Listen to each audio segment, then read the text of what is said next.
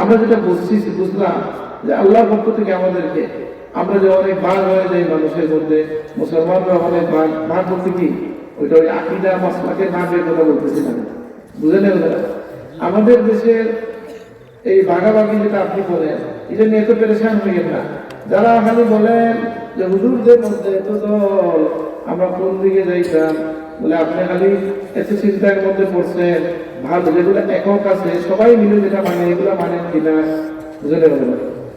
ধরো এখন কি হবে, বামপন্থী নিতে চায়, মানে দিন মান বোঝায় না, অজুহাত তারপরে যে বলতেছে আপনাদের মধ্যে এত মত, আমরা কোনটা বলবো, বলে আলহামদুলিল্লাহ দ্বিমত যেগুলা এগুলা বাদ দেন, আপনি একমত যেগুলা সবাই আছে এটা একমত আছেন কিনা, বুঝলেন না? ওরা একমতের বিষয় কি কম নাকি? আল্লাহ সবাই কি প্রয়োজন করছে? সব মুসলমানের আল্লাহকে প্রয়োজন করবে? কোরআন কারীম। আচ্ছা, নামাজের অর্থ পাঁচটা, এগুলো এবার কি করে নেই? নামাজের পাঁচটা আপত্তি করে, রোজার ব্যাপারে আপত্তি আছে, শুধু একমত যেটা এটাই শুধু মানুষ থাকেন না, শেষ করতে পারবে না, তাই না? আর তো কিছু বিষয়ে ব্যাখ্যা সাপেক্ষ আলেমদের মধ্যে সমস্ত ভিন্ন মত অনেক সময় ফায়দাও দেয়। কোনো আমাকে একজন বলছিল কি, এটা কৌতুকের মতো আর কি, বলছিল আমি দুইজন হুজুরকে এক জায়গায় ডাকতে দেই না, এর বিরুদ্ধে বলি, এর বিরুদ্ধে গিয়ে বলে মাইল লাগিয়ে দিই। আমি এটা কি বলবো, কি বলবো? বলতেছে আমি এভাবে মাইল লাগিয়ে দিই, দুই হুজুর আলাদা হইলে দুইটা বড় মানুষ হইব, আর একটাও থাকলে একটা থাকবো, বুঝেন না?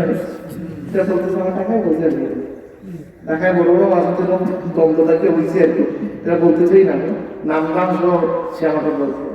তিন হুজুর এক জায়গায় ছিলেন, দ্বন্দ্ব হইয়া দুজন হইয়া একটা হয়েছে, ওই দুজন আমার কাছে হয়ে যায়, ঢাকায় বড় বড় তিনটা মানুষ, বুঝলেন না? দেখা যায় কখনো কখনো এটা কোনো কল্যাণ থাকতে পারে। আমরা আমাদের দোয়া এবং চেষ্টা রাখবো যে আল্লাহ যেন আমাদেরকে হচ্ছে মুতমাইন্না করেন, আল্লাহুম্মা আমিন। এই হচ্ছে মুতমাইন্নার জন্য এত প্রচেষ্টা আমাদের চলছে। কি এই যে সামনে রোজা এসে কোন উদ্দেশ্যে রোজা রাখি বলেন? আল্লাহ রেখে নয়, মুত্তাকি হইতাম, কিন্তু আমি তো 40 বছর থেকে রোজা রাখলাম, কেউ বুঝে নয়, কিন্তু বুঝলাম না তো নিজের মনে কোনো পরিবর্তন তো বুঝি না। এরকম মানুষ আছে না? আমরা কত বয়স হয়ে গেছে, 70 বছর 40 বছর বা অনেক বছর থেকে জীবনের প্রথম থেকে রোজা রাখি, জীবনে পরিবর্তন বুঝি না। কয়েকটা কারণ পাওয়া যাচ্ছে, বলা যায় সব তো আমি এখন বলতে পারবো না।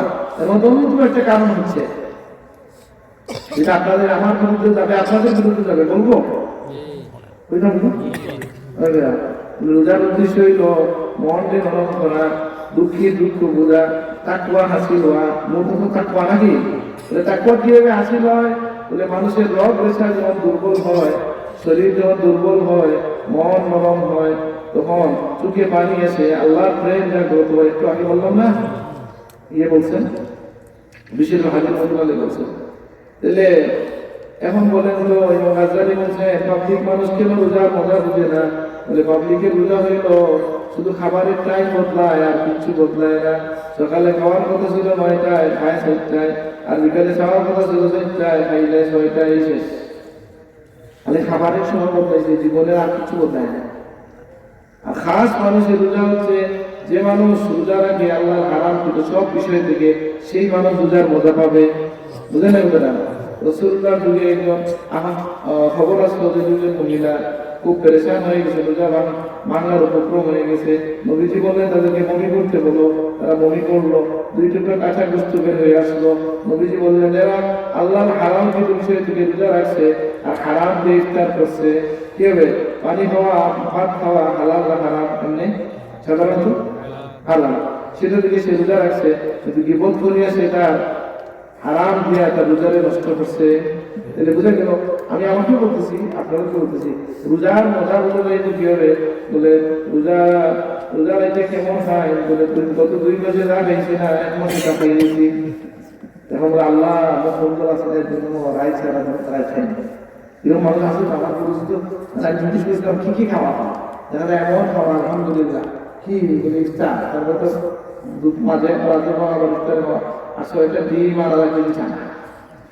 এত খাওয়া দাওয়া করার পরে আপনি নিজের উপর জুলুম হয়ে যায়, শরীরের জন্য ক্ষতি হয়, রোজার হকিকতটা প্রকাশ পায় না। বুঝে নেব?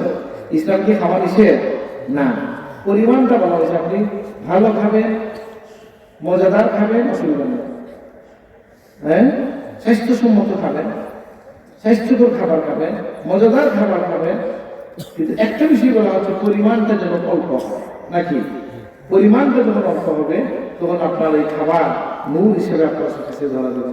আল্লাহ আমাদের তৌফিক দান করুন, আমিন। আমাদের এই যে মন, এই যে মনটাকে আমরা সংশোধন করতে চাই, যদি এটাকে যদি আমরা আল্লাহর মতো চালিত করতে চাই, আমি যেটা বলার অধিকার রাখি না, কোরআন হাদিস থেকে যেটা বোঝা যায়, প্রথম কাজ হলো আল্লাহর কাছে দোয়া করা যায়, আল্লাহ আমাদের মন থেকে আপনার নিয়ন্ত্রণে নিয়ে নেন, আল্লাহ আপনাকে তাকওয়া নসিব করেন, বলেন আমিন। আর হইল প্রত্যেক মানুষের নফসের মনের মধ্যে কিছু চিন্তা দেখি ঘুরায় কিনা, বুঝলেন? যে মানুষের মন খালি, সে হয় ঘুমাই গেছে, আপনার বাচ্চা, আপনার পাগল, বুঝলেন? যে মানুষের হুশ বুদ্ধি আছে, তার মনের মধ্যে কোনো না কোনো চিন্তা ঘুরপাক খায় কিনা, বলে এই চিন্তাটাকে যদি আমরা আল্লাহমুখী করতে পারি, তাইলে আমি আল্লাহমুখী মানুষ হইতে পারবো। এই যে দুনিয়া এত আলোচনা, এক লোক চলে যায়, এই লোক কি বলছেন? আল্লামা ইকবাল, তাকে মানুষ প্রশ্ন করছিল যে ইকবাল, এত দুনিয়া করলা, পাশ্চাত্য করলা, ডক্টরেট নিলা, তারা আপনার উপাধিও দিল, সারা দুনিয়া ঘুরে যাইলেন, ইউরোপ আমেরিকা, ইউরোপটা ঘুরলেন, আর আপনি এখনো ইসলাম ইসলাম নবী নবী কেন বলেন? বুঝলেন কি বলছেন? কবিতার ভাষায় আমার বড় কাছ থেকে আমি কবিতাটা চাইছি। तब उताबे गुदगर्दा जम नरसद सूज बराज मन एक निगाहे मोहम्मद अरबी के सदहियाज मन। যে বলতেছেন যে শোনো, পাশ্চাত্যের চাকচিক্য আমার হৃদয়ে গভীরে পৌঁছতে পারে নাই, কারণ মোহাম্মদ আরবি আমার মনের লাগাম ধরেছিলেন। সুবহানাল্লাহ। অন্য ভাষায় কি বলা আছে? खिरा न कर सके मुझको मगरिब की दावत आलस, क्या आप में सुरमा था मेरी खाक मदीना। যে পাশ্চাত্যের চাকচিক্য আমাকে দংশন করতে পারে নাই, আমার চোখে মদিনার স্বপ্ন লাগানো ছিল। সুবহানাল্লাহ। এটা বলেন তো, যারা খেলোয়াড়ে মায়া করে, মই বা সময় মেরা করার খেলা চিন্তা করে, আছে নি? যাওয়াই না, যে লাইনে আছে সেটা নিয়ে চিন্তা করে। আপনি আমি যদি কেউ যদি যে যাকে ভালোবাসে তাকে নিয়ে সে জিকির করে, আমরা যেন আমাদের নবীকে যদি ভালোবাসতে পারি, তাহলে আমাদের হৃদয়টা আলোকিত হবে। আল্লাহ তুমি তৌফিক দান করো, আমিন। বুঝলে না? নবীর জীবনের কোনো স্মৃতি নিয়ে যদি আপনি ভাবেন, কল্পনা করেন, এমনি মনটা নরম হয়ে গেছে। আল্লাহ আমাদের তৌফিক দান করো, আমিন। নবীর জীবনে এরকম ঘটনা আছে না, যেটা আপনাকে কাঁদায়, যেটা আপনাকে ভাবায়, আছে না এরকম ঘটনা? আপনি চিন্তা করেন যে সেই ঘটনা, যে রাসূলুল্লাহ